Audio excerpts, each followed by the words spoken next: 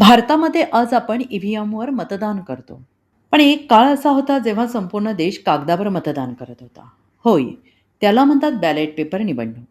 Ballot paper म्हणजे एक छापील कागद ज्यावर उमेदवारांची नावं आणि चिन्ह असतात.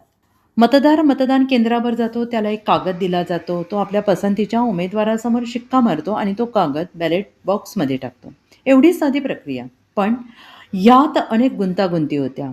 भारतात बॅलेट पेपर कधी वापरला जात होता? भारताच्या पहिल्या सार्वत्रिक निवडणुका 1951-52 मध्ये झाल्या. त्यावेळी इलेक्शन कमिशन ऑफ इंडियाने संपूर्ण देशात बॅलेट पेपर पद्धत वापरली.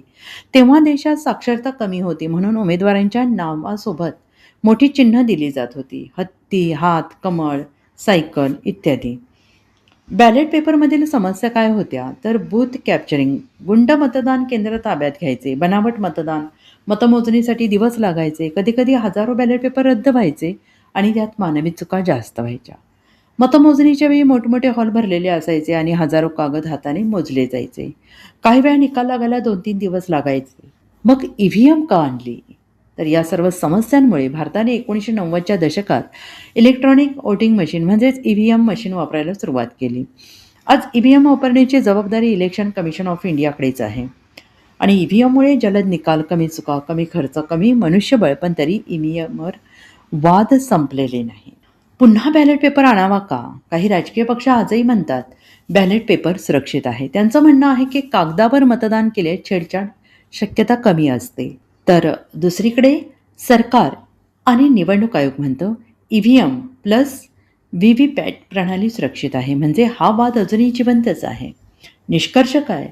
बॅलेट पेपर निवडणूक ही भारताच्या लोकशाहीची सुरुवात होती आणि काळानुसार तंत्रज्ञान बदललं. पण आज प्रश्न असा आहे, आपण वेग आणि तंत्रज्ञानावर विश्वास ठेवायचा की पारंपरिक कागद पद्धतीवर?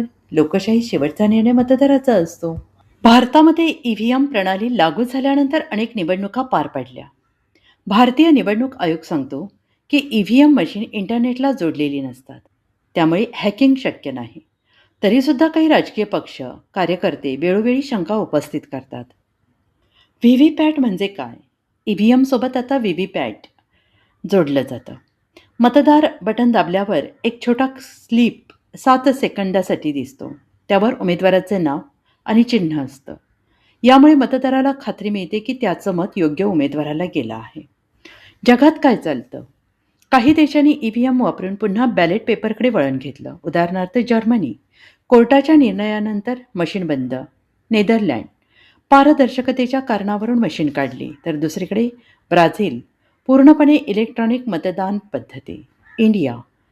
जगातील सर्वात मोठी ईव्हीएम प्रणाली. म्हणजेच प्रत्येक देश आपल्या परिस्थितीनुसार निर्णय घेतो.